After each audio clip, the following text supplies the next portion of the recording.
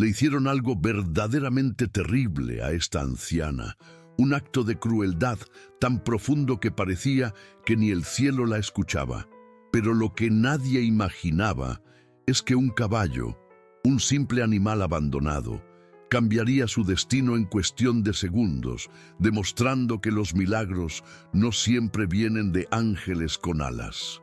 ¿Alguna vez has sentido que tus oraciones se pierden en el silencio, que estás completamente solo en tu sufrimiento? Te prometo que esta historia te hará ver que la ayuda divina llega de las formas más inesperadas. Si crees en el poder de la fe y en los milagros de Dios, suscríbete a este canal y dale un me gusta a este video, para que una bendición de esperanza llegue también a tu vida cuando más la necesites. El pueblo se llamaba San Cipriano del Olvido y le hacía honor a su nombre. Era un puñado de casas de adobe esparcidas bajo un sol implacable que todo lo calcinaba, hasta la esperanza. El polvo lo cubría todo, las calles sin pavimentar, los techos agrietados y las almas de sus habitantes. Aquí, la vida era una batalla diaria contra la escasez y el olvido, un lugar donde los sueños se secaban como el lodo en tiempo de sequía. En las afueras, casi tragada por el paisaje polvoriento, se encontraba la choza de Consuelo, una pequeña construcción frágil como la mujer que vivía dentro, un último refugio contra un mundo que parecía haberle dado la espalda por completo, un santuario de soledad y fe silenciosa. Dentro de esa choza vivía Consuelo, una mujer de 1982 años, cuyo cuerpo estaba encorvado por el peso de una vida de trabajo y penas. Su piel, un mapa de arrugas profundas talladas por el sol y el tiempo, contaba la historia de sus luchas. Pero sus ojos, aunque a menudo velados por la tristeza, guardaban una chispa de fe inquebrantable, una luz que se negaba a extinguirse. Sus manos, nudosas y deformadas por la artritis, se aferraban a un rosario desgastado con la misma fuerza con la que se aferraba a la vida. Sus ropas eran sencillas, remendadas una y otra vez, testimonio de una pobreza que la acompañaba desde hacía ya demasiado tiempo, pero que no había logrado robarle su dignidad. La fortaleza de Consuelo no residía en su cuerpo frágil, sino en su espíritu inmenso. Cada mañana, antes de que el sol se levantara, sus labios susurraban oraciones a la Virgen de Guadalupe, su confidente y su única fuente de consuelo. No pedía riquezas ni una vida fácil. Su súplica era mucho más humilde. Pedía la fuerza para soportar un día más, la paciencia para no dejar que la amargura envenenara su corazón. Y sobre todo, pedía por el alma de su hijo, el hombre que se había convertido en su carcelero.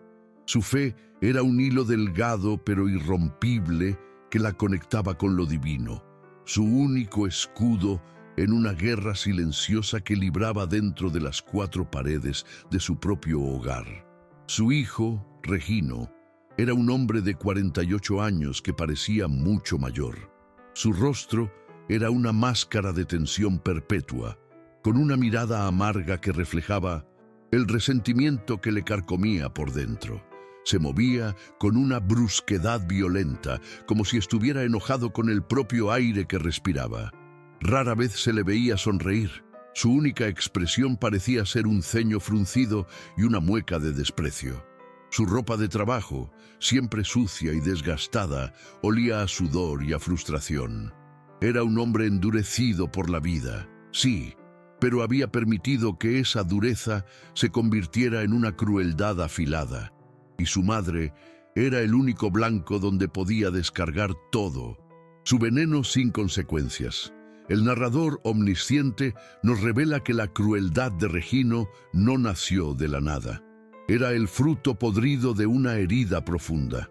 Una década atrás, su esposa lo había abandonado, llevándose a sus hijos y dejándolo solo con una montaña de deudas y un corazón hecho pedazos.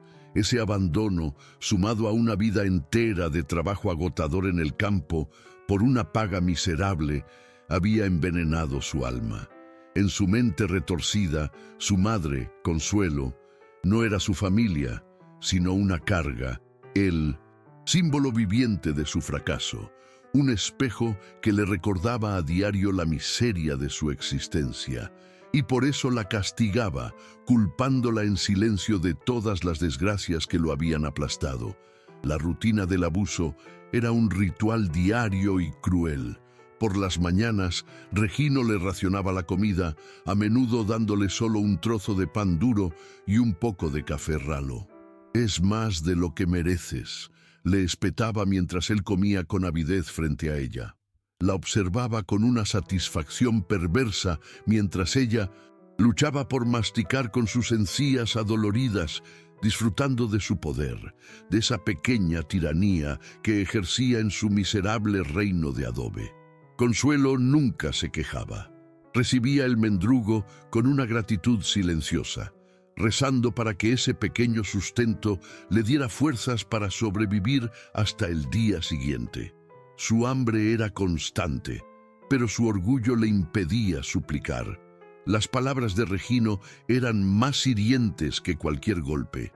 La humillaba constantemente, llamándola vieja inútil, estorbo, sombra arrastrada. Si a ella se le caía algo por el temblor de sus manos, él estallaba en una furia desproporcionada. «Es que no puedes hacer nada bien, solo sirves para dar lástima», le gritaba con la voz cargada de un desprecio que le partía el alma a Consuelo. Ella se encogía, haciéndose pequeña, invisible, esperando a que pasara la tormenta de su ira. Cada insulto era una espina que se clavaba en su corazón, pero su amor de madre, incomprensiblemente, seguía intacto, buscando excusas para la crueldad de su único hijo. El aislamiento era otra de sus torturas. Regino le había prohibido hablar con los vecinos. Si Magdalena, la vecina de al lado, se atrevía a saludarla por encima de la cerca de alambre, él salía de la casa como una fiera. «Déjela en paz, no necesitamos su caridad», le gritó una vez, arrojando al suelo la pequeña taza de atole que la buena mujer le ofrecía a Consuelo. La comunidad sabía lo que pasaba, o al menos lo intuía. Escuchaban los gritos y veían la tristeza en los ojos de la anciana, pero el carácter violento de Regino los mantenía a raya. El miedo era una barrera más alta que cualquier cerca en San Cipriano. Pero en medio de esa desolación había una semilla de esperanza, una presencia silenciosa que observaba desde la distancia. En un terreno baldío cercano a la choza vivía un caballo. No era un animal cualquiera, era un imponente corcel de pelaje marrón oscuro y brillante, tan majestuoso que parecía fuera de lugar en aquel entorno de pobreza. Lo llamaban Centella. Había sido abandonado por unos viajeros meses atrás y ahora vagaba libremente. La gente del pueblo lo admiraba de lejos, pero su aire salvaje y su mirada inteligente mantenían a todos a una distancia respetuosa. Era una figura de nobleza y misterio en un mundo que carecía de ambas cosas. Desde la pequeña y sucia ventana de su cocina, Consuelo había desarrollado un vínculo silencioso con el caballo. Para ella, Centella no era solo un animal abandonado, era una criatura de Dios, un testimonio de que la belleza y la fuerza aún existían en el mundo. Observarlo se convirtió en su pequeño ritual secreto, un respiro en su larga jornada de sufrimiento. Veía la forma en que el sol se reflejaba en su pelaje, la elegancia de sus movimientos y sentía una extraña sensación de paz. A veces, mientras rezaba su rosario en el patio, le hablaba en susurros, compartiendo con él las penas que no podía contarle a nadie más. Y el caballo parecía escuchar. El narrador sabe que Centella a menudo interrumpía su pastoreo y levantaba su noble cabeza, fijando sus grandes ojos expresivos en la pequeña choza de adobe. Había una inteligencia en su mirada, una calma que parecía trascender lo animal. No se acercaba, pero su vigilancia era constante, como un guardián silencioso apostado en la colina. Era como si percibiera la fragilidad y la bondad que emanaban de la anciana y sintiera una conexión inexplicable con aquella alma piadosa que sufría en silencio. Era un espectador paciente, esperando un momento que ni él mismo comprendía. Se creaba así un contraste poderoso y un presagio de lo que estaba por venir. Dentro de la choza reinaba la crueldad caótica y los gritos amargos de Regino, un hombre consumido por el odio. Afuera, en el silencio del campo, estaba la dignidad serena y la fuerza contenida de Centella, un ser que representaba todo lo opuesto. Eran dos mundos, dos energías destinadas a chocar de forma inevitable. La tensión se acumulaba en el aire seco de San Cipriano, un drama silencioso del que solo Consuelo, en su fe, y el caballo, en su misteriosa sabiduría, parecían ser conscientes. El escenario para un milagro estaba siendo preparado. Así terminaba cada día para Consuelo, atrapada entre la amargura de un hijo que había perdido el alma y un Dios que parecía no escuchar sus súplicas. Su única compañía era el dolor, y su único consuelo, la lejana y noble figura de un caballo que la observaba desde la distancia, como una promesa silenciosa de que no estaba completamente sola en el universo. La oscuridad en la vida de Consuelo estaba a punto de volverse total, pero la luz a veces elige los faros más inesperados para brillar. ¿Creen ustedes que un animal puede ser un instrumento de la voluntad divina? Déjenme saber en los comentarios si alguna vez han presenciado un acto de protección o amor de un animal que les pareciera casi un milagro. Para entender la profundidad del sufrimiento de Consuelo, hay que volver en el tiempo, a una época en que sus manos no temblaban y sus ojos brillaban con sueños. El narrador nos lleva a un San Cipriano más verde, donde una joven Consuelo reía junto a su esposo, Emiliano, mientras trabajaban su pequeña parcela. Su amor era tan sólido como la tierra que labraban, y su mayor anhelo era ver crecer a su único hijo, Regino, como un hombre bueno y trabajador. En esos días, la pobreza era una compañera, sí, pero no una enemiga, porque la enfrentaban juntos, con la fuerza que les daba el amor y la esperanza en un futuro mejor para su hijo. Pero la vida, a menudo, tiene giros crueles. La muerte de Emiliano fue súbita, una fiebre que se lo llevó en menos de una semana, dejando un silencio ensordecedor en la pequeña choza de adobe. Consuelo sintió que el mundo se partía en dos. Perdió no solo a su esposo, sino a su compañero, su pilar. Sin embargo, al mirar el rostro confundido de su pequeño Regino, encontró una fuerza que no sabía que poseía. Se secó las lágrimas y se puso el dolor a la espalda como un rebozo pesado, decidida a sacar a su hijo adelante, sin saber que esa tragedia había plantado la primera semilla de amargura en el corazón del niño. En su infancia, Regino no era el monstruo en que se convertiría. El narrador nos muestra una imagen fugaz de un niño de ojos vivaces que le llevaba flores silvestres a su madre y que se dormía escuchando sus cuentos. Consuelo lo era todo para él. Hay un recuerdo en particular, una tarde, después de la escuela, en la que él le fabricó un pequeño corazón de arcilla. «Para ti, mamá, para que nunca estés sola», le dijo con la inocencia de sus 7 años. Consuelo guardó ese corazón de barro como su tesoro más preciado, un recordatorio doloroso del niño amoroso que la vida y el resentimiento le habían arrebatado. El cambio fue lento, casi imperceptible, como la erosión de una roca por el goteo constante del agua. A medida que Regino crecía, la dureza de la vida en el campo comenzó a tallar su carácter. Consuelo notaba cómo el silencio se instalaba entre ellos, cómo las sonrisas se volvían más raras y como poco a poco una sombra de resentimiento aparecía en su mirada. Él empezó a culparla en silencio por su pobreza, por no ser como los otros chicos que tenían un padre.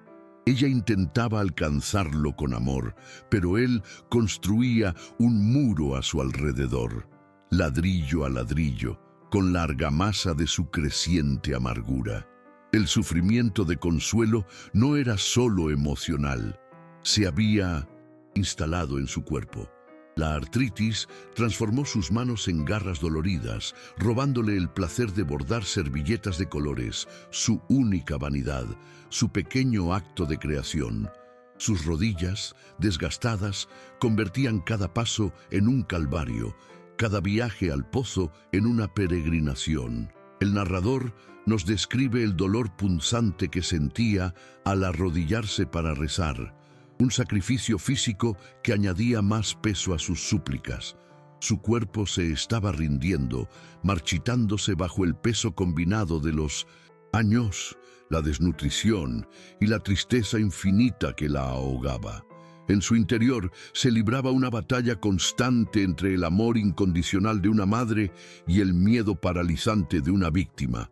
El narrador omnisciente revela cómo su corazón se encogía cada vez que oía los pasos pesados de Regino acercándose a la puerta. Aprendió a leer su humor en el sonido de su respiración, en la forma en que arrojaba las llaves sobre la mesa. A veces, Magdalena le pasaba una tortilla caliente por un hueco en la cerca y Consuelo la comía a escondidas, con una culpa que la atormentaba. Se sentía culpable no solo por engañar a Regino, sino por tenerle miedo a su propio hijo.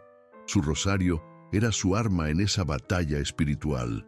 La oración no era un simple ritual, era un acto de resistencia. Por las noches, cuando el silencio de la choza era roto solo por los ronquidos de Regino, Consuelo desgranaba las cuentas de su rosario, una por una. Sus lágrimas caían sobre la madera pulida mientras le pedía a la Virgen de Guadalupe no que la rescatara, sino que le diera la paciencia para no odiar, la fortaleza para perdonar y la esperanza para creer que en el alma de su hijo aún quedaba una chispa del niño que le había regalado un corazón de barro. La choza misma era un museo de sus recuerdos. Cada objeto contaba una historia de tiempos más felices. En la pared colgaba una fotografía sepia, descolorida por el sol, de ella y Emiliano el día de su boda. La pequeña silla de madera junto al fogón había sido tallada por él.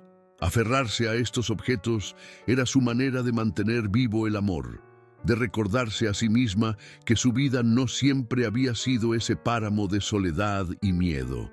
Esos fantasmas del pasado eran su única compañía, un consuelo agridulce que le recordaba todo lo que había perdido y a la vez todo lo que había amado. Mientras tanto, su conexión con Centella se profundizaba en el silencio. Un día, en un acto de pequeña rebeldía y compasión infinita, Consuelo llenó un viejo balde de metal con agua fresca del pozo. Con un esfuerzo enorme, lo llevó hasta un punto alejado de la casa, cerca del terreno donde solía pastar el caballo.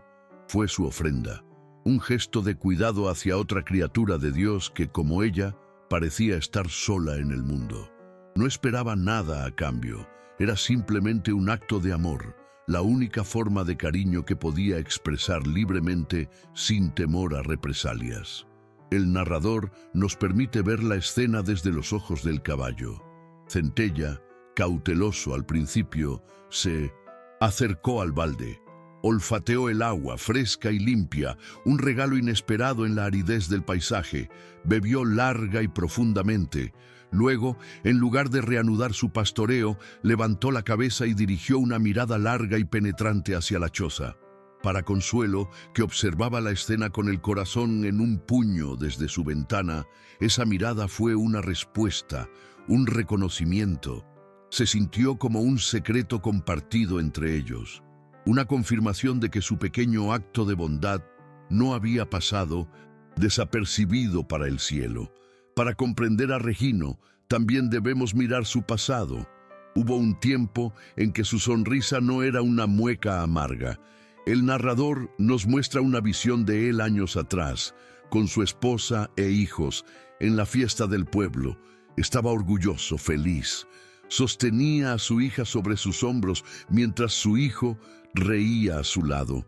En ese momento, él era el pilar de su familia, un hombre con un propósito, con un futuro.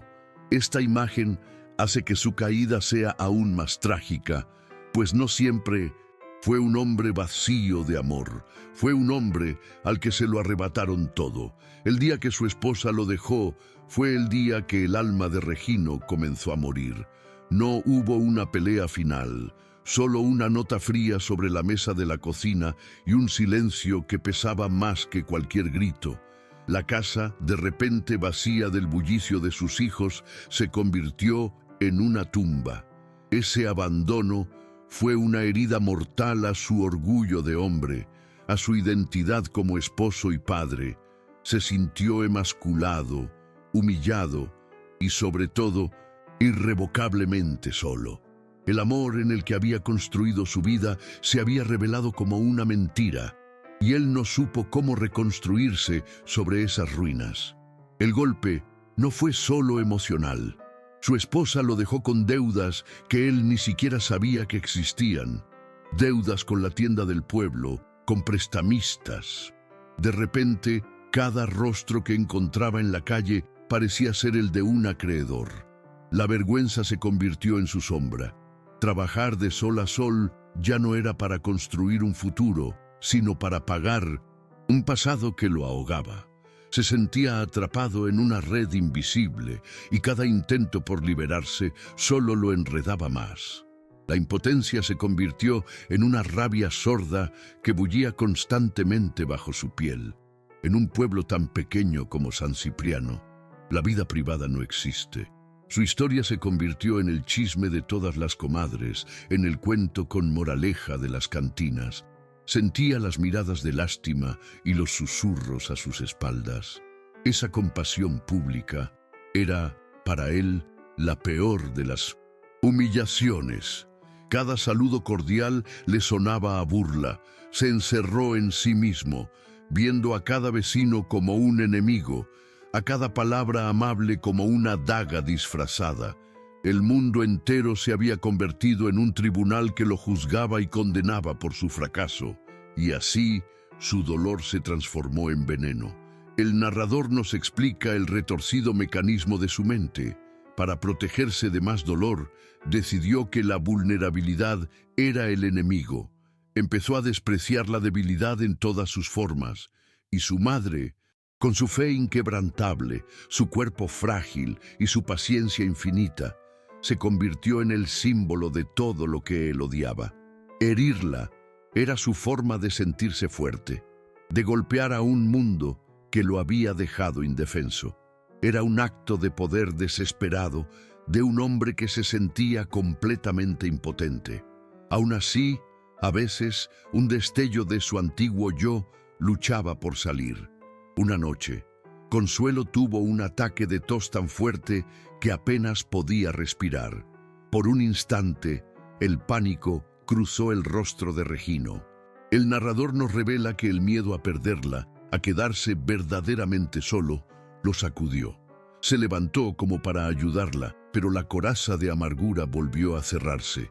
¿Quieres callarte de una vez?, le espetó, enojado consigo mismo por ese momento de debilidad. El amor y el odio libraban una guerra constante en su interior, y el odio casi siempre ganaba. En la oscuridad de su mente, Regino se contaba una historia para justificar su crueldad. Ella me manipula con su debilidad, se decía. Se hace la víctima para que todos me odien. Esta narrativa retorcida era su única defensa contra la culpa que, muy en el fondo, amenazaba con devorarlo. Si podía convencerse a sí mismo de que ella era la culpable, de que su sufrimiento era una actuación, entonces sus insultos y su desprecio no eran abuso, sino justicia. Era una mentira que necesitaba creer para poder mirarse al espejo cada mañana. Irónicamente, su mayor temor era la soledad que él mismo creaba. La crueldad era su única forma de interactuar con ella. Un grito, un insulto, era una forma de conexión, retorcida y dolorosa, pero conexión al fin y al cabo. El narrador sabe que Regino prefería el odio de su madre a su indiferencia. Si ella dejaba de temerle, si ella dejaba de reaccionar, entonces él se quedaría verdaderamente solo en el universo.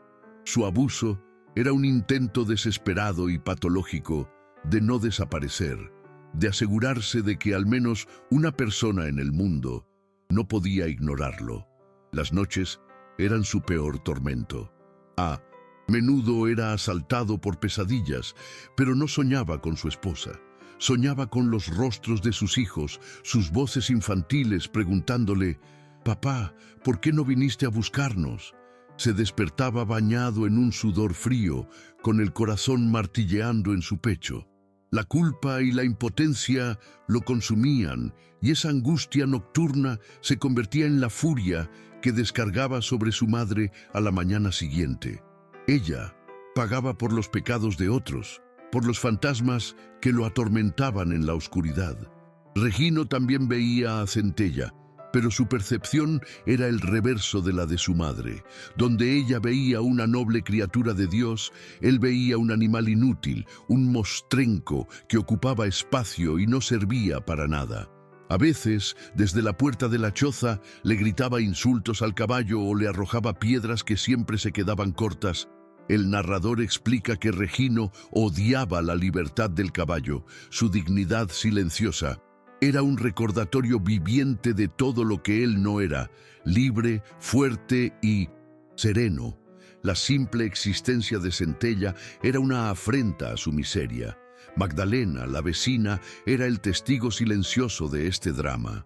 Su casa estaba lo suficientemente cerca como para escuchar los gritos ahogados y a veces el llanto quedo de consuelo. Su corazón se encogía de impotencia. Cada mañana, al barrer su patio, miraba de reojo hacia la choza de su amiga, rezando una oración por ella. De vez en cuando Regino salía al campo, ella se acercaba a la cerca y dejaba un pequeño paquete con algo de comida, un gesto de solidaridad que a menudo era su única comida decente del día. Pero Magdalena vivía prisionera de su propio miedo. Recordaba vívidamente el día en que Regino había arrojado el atole al suelo, sus ojos inyectados de una furia que la heló hasta los huesos. Era una viuda que vivía sola y temía que, si intervenía más directamente, la ira de Regino se volviera contra ella. ¿Y si envenenaba a sus gallinas? ¿Y si una noche le rompía las ventanas? Su inacción no nacía de la indiferencia, sino del instinto de supervivencia. En San Cipriano, la gente aprendía a no meterse en problemas ajenos para no atraerlos a su propia casa. El padre Miguel, el párroco del pueblo, representaba la impotencia de la institución. Era un hombre de fe genuina, pero estaba abrumado por la miseria que lo rodeaba. Visitaba a Consuelo cuando podía, le llevaba la comunión y le ofrecía palabras de consuelo. Veía el miedo en sus ojos y la delgadez de su cuerpo, y su corazón se dolía. Sabía que las oraciones no llenaban un estómago vacío ni curaban las heridas del alma, pero se sentía atado de manos, sin recursos reales para cambiar la situación. Un día, el sacerdote intentó razonar con Regino. Con toda la diplomacia que pudo reunir, le sugirió que quizás Consuelo estaría más cómoda en un pequeño asilo que las monjas dirigían en la ciudad vecina. La reacción de Regino fue volcánica. Lo acusó de querer robarle la casa, de querer deshacerse de su madre para quedarse con lo poco que tenían. Lo echó de la propiedad con gritos y amenazas, dejando claro que nadie, ni siquiera un hombre de Dios, tenía derecho a meterse en su vida. El padre Miguel se retiró, derrotado y entristecido. El resto del pueblo participaba en un coro de murmullos. En la tienda, en la plaza, la gente comentaba en voz baja sobre la crueldad de Regino y la santidad de doña Consuelo. Todos estaban de acuerdo en que la situación era terrible, una vergüenza para el pueblo, pero su condena era pasiva, un chisme que aliviaba su conciencia, pero no movía un solo dedo para ayudar. La responsabilidad se diluía en la comunidad, y al final la tarea de intervenir era de todos y de nadie. Este comportamiento estaba regido por una ley no escrita, pero poderosa: el miedo al ¿qué dirán? Intervenir directamente significaría crear un conflicto abierto, un escándalo. La familia de Regino contra la familia del que se atreviera a denunciarlo. Era más fácil y seguro mantener una fachada de normalidad, ignorar los gritos y seguir con sus propias vidas.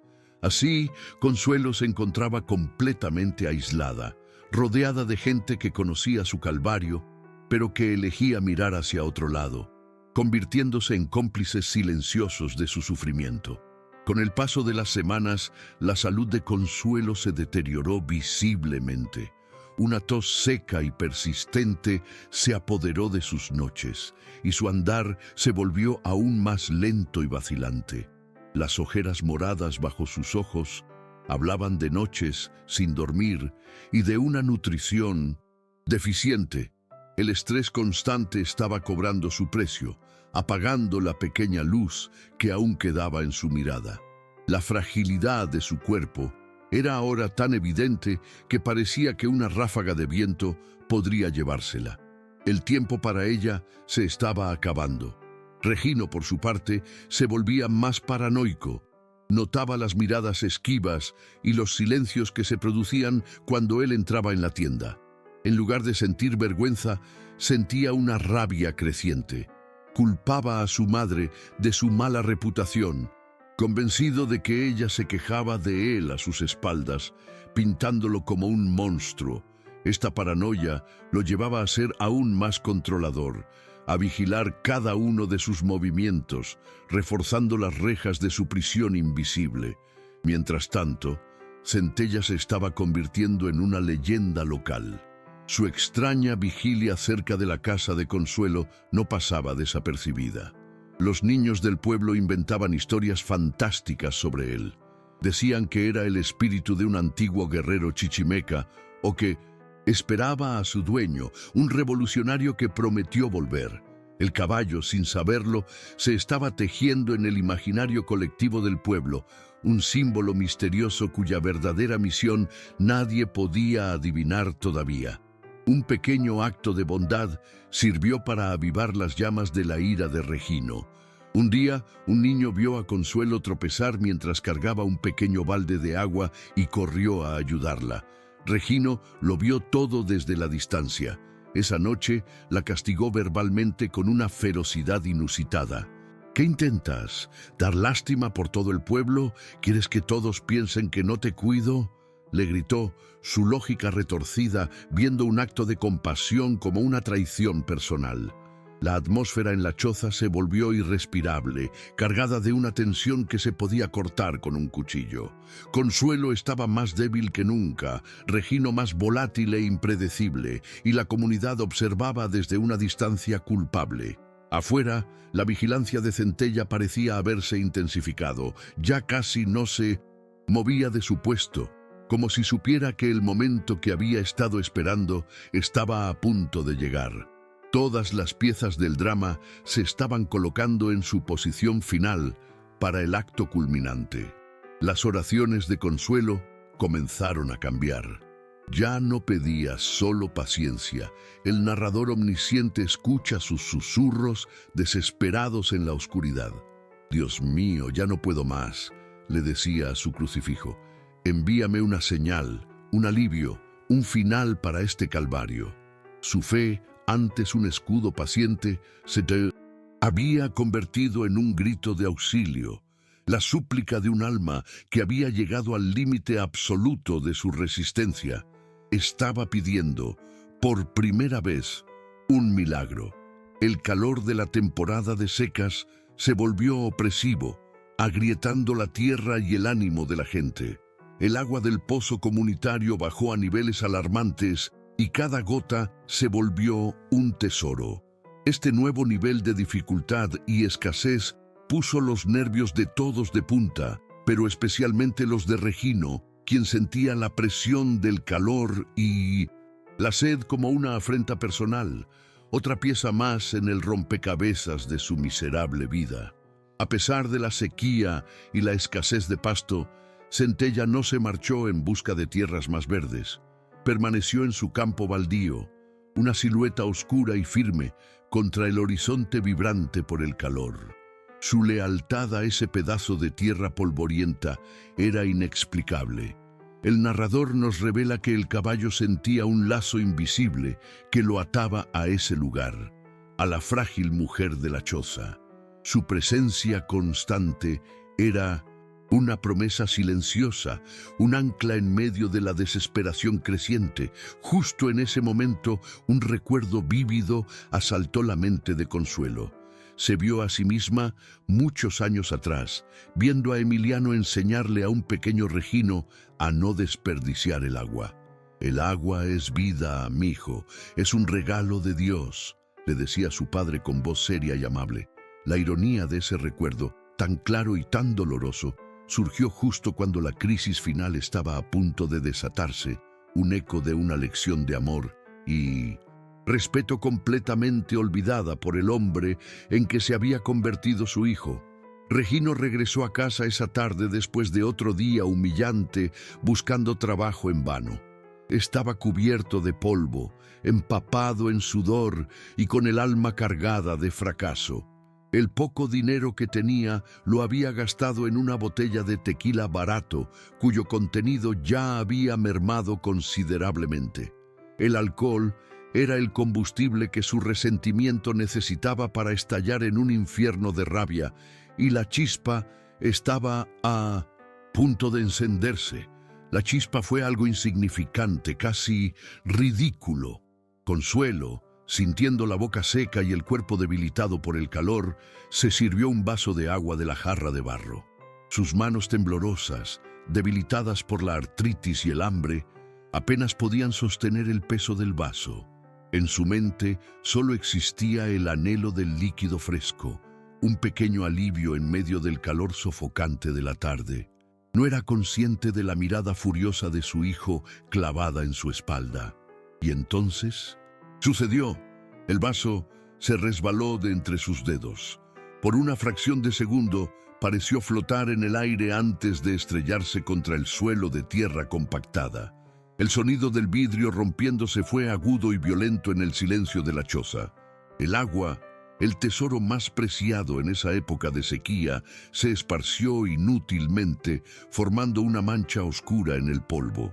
Un accidente trivial que, en ese polvorín de emociones, tuvo el efecto de una detonación. Para Regino, nublado por el alcohol y la rabia, aquello no fue un accidente, fue un desafío, un acto de desperdicio deliberado. En su mente paranoica, fue su madre burlándose de él, de su esfuerzo por conseguir lo mínimo para sobrevivir. Vio en esa mancha de agua en el suelo el reflejo de su propia vida derramada, de su paciencia agotada, de su último vestigio de control hecho añicos. La ira que había estado gestando durante 10 años finalmente encontró la grieta por la que salir. Un silencio pesado y ominoso cayó sobre la habitación. Consuelo miraba fijamente el charco de agua, su corazón latiendo con un miedo helado. Sabía lo que venía. Regino permaneció inmóvil por un instante, su cuerpo tenso como la cuerda de un arco. Su rostro se transformó, sus facciones se contrajeron en una máscara de furia pura, una rabia que trascendía la razón y que estaba lista para consumir todo a su paso.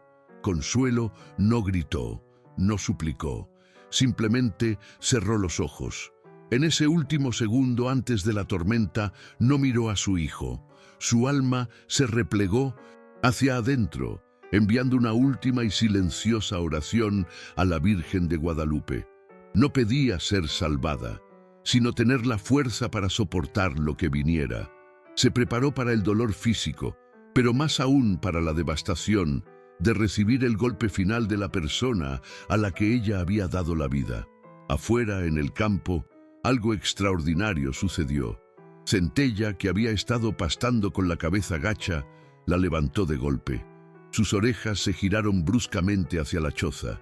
Sus fosas nasales se ensancharon, captando algo en el aire. Una ola de terror puro, una vibración de violencia inminente. El narrador nos dice que el caballo sintió el grito silencioso del alma de Consuelo. Dejó de masticar, dio un paso, luego otro, acortando la distancia. Su calma se había transformado en una alerta tensa. La hora había llegado. Comenten abajo si alguna vez han sentido que una situación tensa estaba a punto de explotar, ese silencio pesado que viene justo antes de la tormenta. ¿Cómo lo manejaron? Su historia podría ayudar a otros que se sienten en una situación similar. El frágil silencio se hizo añicos. Regino dejó escapar un rugido gutural, un sonido que no parecía humano, sino el de una bestia herida liberada de su jaula. «¡Desperdiciada!», gritó, con la voz rota por el alcohol y la furia. «Todo lo que tocas lo echas a perder». Con los ojos inyectados en sangre, se abalanzó hacia adelante, pero su objetivo no era el vaso roto en el suelo. Su objetivo era la mujer que le había dado la vida, la fuente de toda su frustración, el blanco de una década de amargura acumulada que finalmente había encontrado su punto de ebullición. La agarró por el brazo con una fuerza brutal. Sus dedos, callosos por el trabajo, se clavaron en la piel frágil de Consuelo como garras de acero. Un dolor agudo, blanco y cegador recorrió el cuerpo de la anciana. Regino tiró de ella, arrancándola de la silla con una facilidad pasmosa. Ella no pesaba más que un saco de hojas secas. Sus pies descalzos tropezaron en el suelo irregular de la choza, y por un momento pareció que su cuerpo se quebraría como el vaso que acababa de caer. El terror le robó la voz. Solo un gemido ahogado pudo escapar de sus labios. La arrastró sin piedad fuera de la choza, hacia el patio bañado por el sol implacable de la tarde. La luz repentina la deslumbró, haciendo que todo se volviera un borrón de colores y formas. El suelo polvoriento y cubierto de pequeñas piedras afiladas arañó la piel de sus tobillos. Pero ella apenas sentía el dolor físico. Su mente estaba atrapada en una espiral de incredulidad y miedo absoluto. Estaba sucediendo lo que siempre había temido en lo más profundo de su corazón, el acto final de la crueldad de su hijo, y se sentía completamente impotente para detenerlo. El objetivo de Regino era el viejo mezquite que se alzaba en el centro del patio, un árbol de tronco retorcido y corteza áspera que había sido testigo silencioso de la historia de su familia. Bajo su sombra, Consuelo había jugado de niña y había mecido a Regino de bebé. Ahora, en la mente envenenada de su hijo, ese árbol familiar se había transformado en un poste de castigo, un lugar para infligir una lección de dolor y humillación. La arrastró hasta él con la intención de profanar el último santuario de sus recuerdos felices. Con un último empujón violento, la arrojó contra el tronco del árbol. La corteza rugosa le raspó la espalda a través de su delgada blusa. Sin perder un segundo, Regino se desabrochó el cinturón de cuero. El sonido del cuero deslizándose a través de las presillas de su pantalón fue un silbido siniestro, el preludio de la violencia. Lo sostuvo en alto, la hebilla de metal brillando bajo el sol como un ojo maligno. Para Consuelo, ese objeto cotidiano se había convertido en el instrumento de su peor pesadilla, un símbolo del odio que su hijo sentía por ella. «Te voy a enseñar a respetarme, vieja inútil», siseó Regino, con el rostro a centímetros del de ella, desfigurado por una mueca de odio puro. «Vas a aprender por las malas a no ser un estorbo». Cada palabra era un latigazo, una erupción de todo el veneno que había guardado en su interior, la frustración por su trabajo, la humillación de su abandono, el odio hacia sí mismo. Estaba culpándola de todo, convirtiéndola en el chivo expiatorio de su vida miserable, y estaba a punto de sellar esa condena con violencia física. Consuelo, sin fuerzas, se deslizó por el tronco hasta quedar sentada en el suelo polvoriento. Levantó la vista hacia su verdugo y en medio de su rostro contraído por la ira, vio por un instante al niño que había criado, al pequeño que una vez le prometió que nunca estaría sola. El narrador omnisciente nos revela que este fugaz recuerdo le causó un dolor más profundo y agudo que el que cualquier cinturón podría infligir. La verdadera tortura no era el golpe que venía, sino la comprensión de que el hijo que amaba se había perdido para siempre en ese monstruo. El mundo a su alrededor comenzó a desaparecer. El calor del sol, el zumbido de las moscas, el olor a tierra seca, todo se desvaneció en una bruma indistinta. Lo único real, lo único que existía en su universo de terror, era la figura imponente de su hijo con el brazo levantado, el cinturón de cuero listo para caer. Se sentía como si hubiera caído en un abismo de soledad y desesperación, un lugar tan oscuro que ni siquiera la luz de Dios podía alcanzarla. Había llegado al final de su resistencia, al punto de quiebre absoluto de su alma.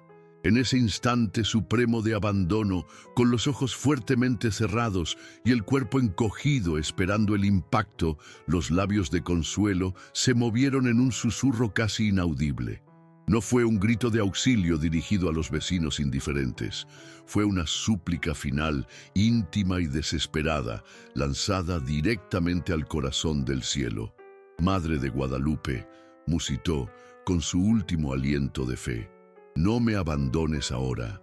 Por favor, mándame un ángel, una señal. Ya no puedo más. Era la oración de una fe llevada al límite extremo del sufrimiento. Y entonces, en ese preciso instante suspendido en el tiempo, un sonido desgarró el silencio tenso. No fue el silbido del cuero cortando el aire. Fue un estruendo, un trueno que no venía del cielo, sino de la tierra.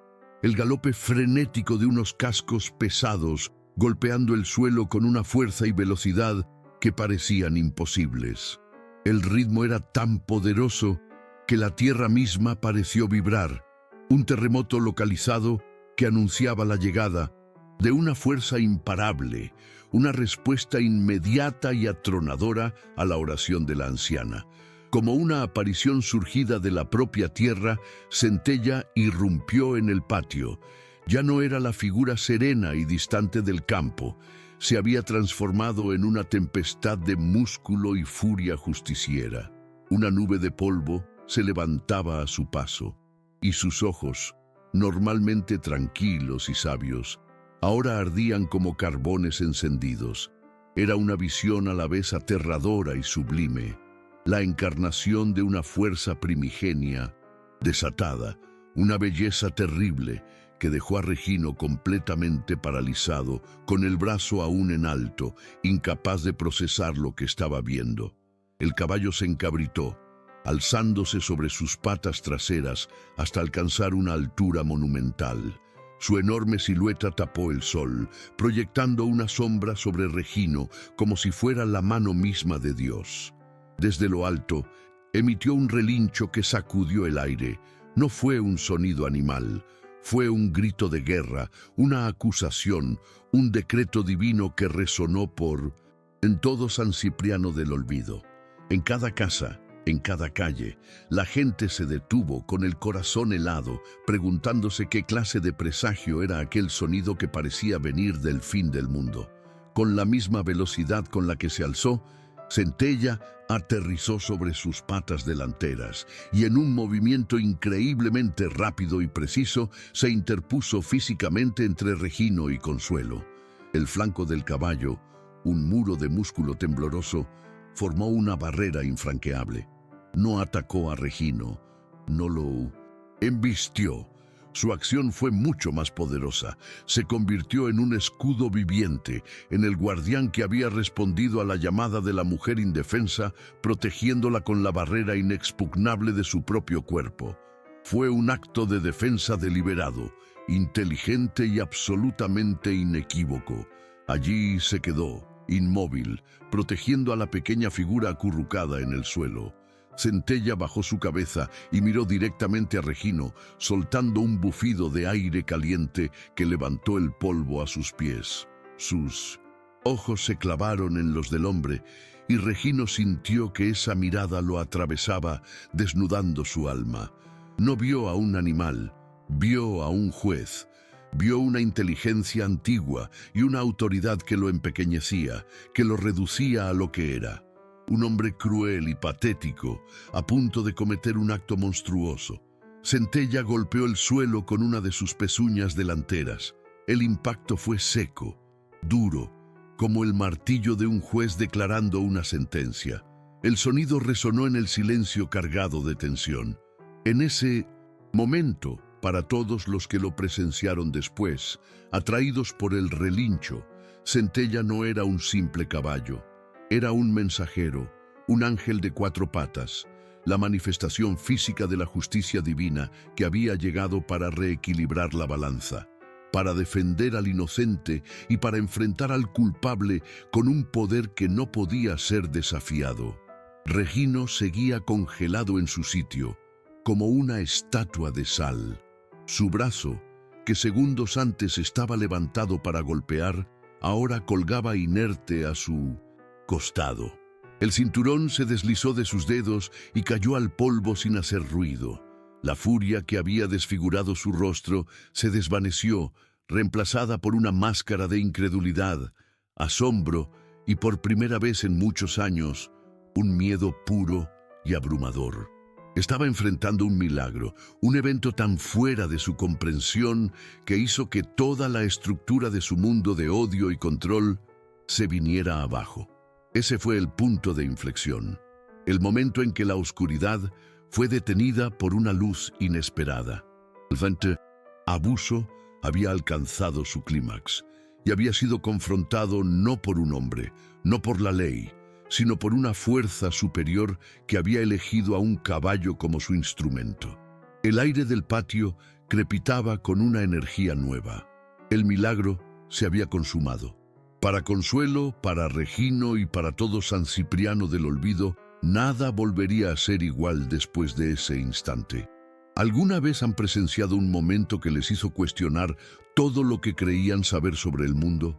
Compartan en los comentarios ese evento inexplicable que cambió su perspectiva para siempre. La imponente presencia de Centella, erigido como un juez de pelaje oscuro, fue lo que finalmente quebró a Regino. La coraza de ira y resentimiento que había construido a lo largo de una década se hizo añicos, no por un golpe, sino por la fuerza de un milagro que no podía negar. El narrador omnisciente nos revela que, en ese instante, Regino no vio solo a un caballo, sino el reflejo de su propia monstruosidad.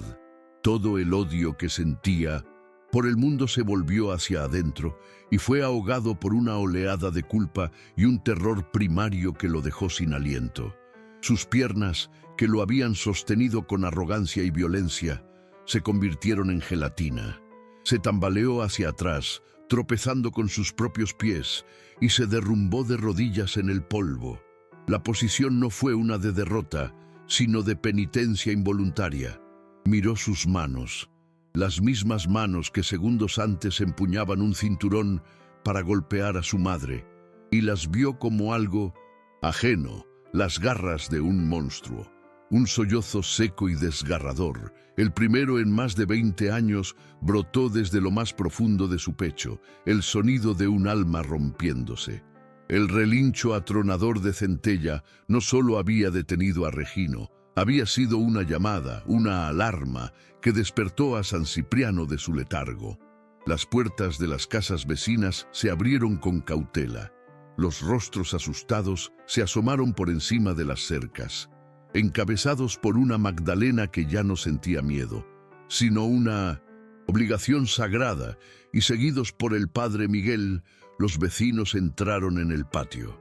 La escena que encontraron los dejó mudos. El caballo majestuoso haciendo guardia, Consuelo acurrucada al pie del árbol y Regino de rodillas, un hombre deshecho. Aquella imagen era la prueba irrefutable de todo lo que habían susurrado durante años. Ver el milagro con sus propios ojos les dio el coraje que la cobardía les había robado.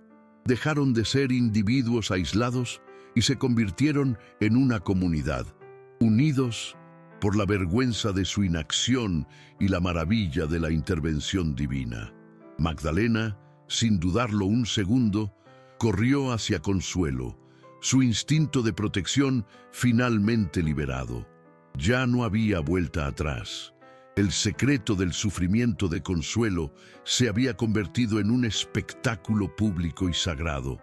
Con una ternura infinita, Magdalena y otra vecina ayudaron a Consuelo a ponerse en pie.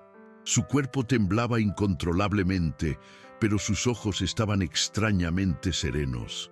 La cubrieron con un rebozo, como si quisieran protegerla del mundo, y la alejaron suavemente de la escena de su casi martirio.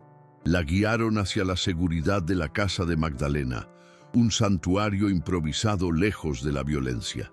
Consuelo se dejó llevar, débil en su cuerpo, pero sintiendo en su espíritu una profunda y sobrecogedora paz. Sabía que su oración había sido escuchada de la forma más espectacular posible. Mientras las mujeres cuidaban de Consuelo, los hombres del pueblo, con el padre Miguel entre ellos, formaron un círculo silencioso alrededor de Regino. No hubo gritos, ni insultos, ni amenazas. Su juicio fue mucho más poderoso, una pared de miradas severas y acusadoras. Cada par de ojos era un espejo que le devolvía la imagen de su propia bajeza. Regino no pudo soportarlo.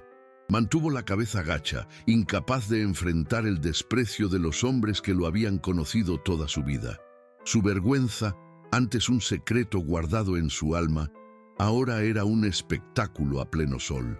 Alguien había corrido a buscar al único policía del pueblo, un hombre mayor y cansado. Cuando llegó, los testigos le contaron la historia en susurros llenos de asombro, señalando al caballo que permanecía inmóvil como una estatua. El oficial miró a Centella, luego al hombre arrodillado y esposado, y finalmente a la marca del cinturón en el polvo. Comprendió que no estaba ante un simple caso de violencia doméstica. Estaba ante un acto que el pueblo ya había catalogado como un milagro, y supo que debía actuar con una solemnidad que la situación merecía.